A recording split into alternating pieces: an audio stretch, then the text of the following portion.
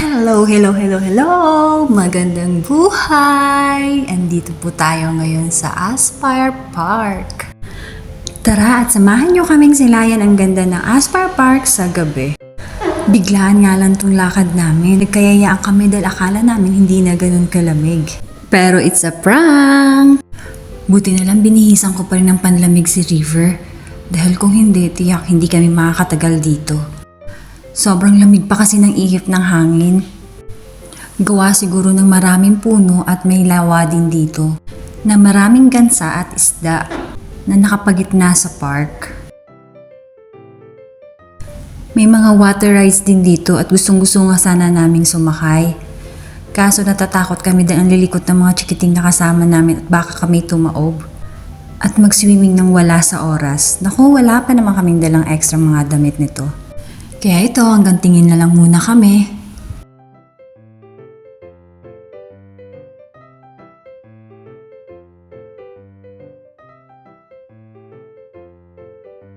Ito yung mga rides na sinasabi ko sa inyo. Ang dami rin, di ba? Meron pa yan sa kabila. May posibilidad talagang tumaob tayo dito sa mga rides na to kapag ang mga kasama natin yung mga chikiting na ayaw magpapigil.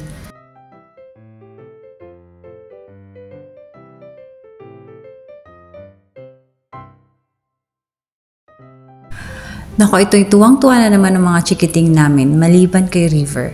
Nagpabuhat na kasi siya sa tito niya, nakaramdam na siya ng lamig. Ang kapal-kapal na nga ng suot niya pero sobrang lakas kasi ng hangin.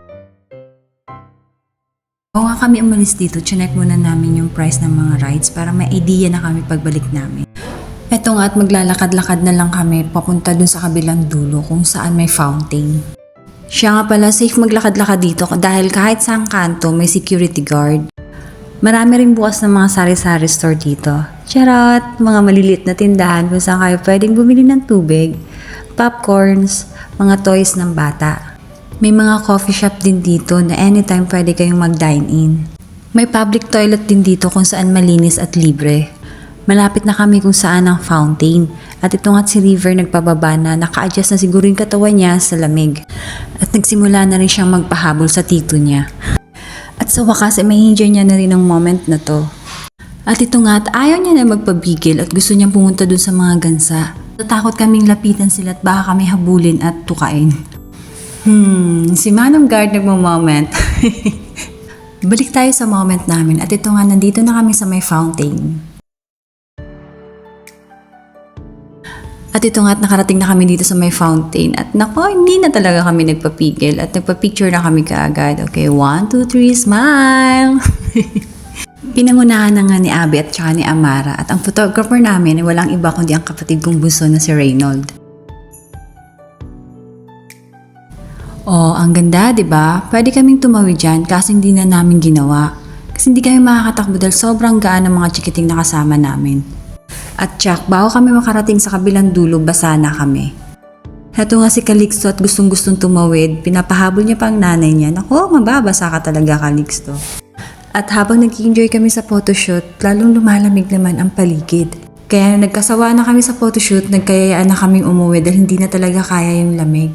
Pero itong mga kasama naming chikiting, naku, mas lalo nilang ini-enjoy at parang hindi nila iniinda ang lamig.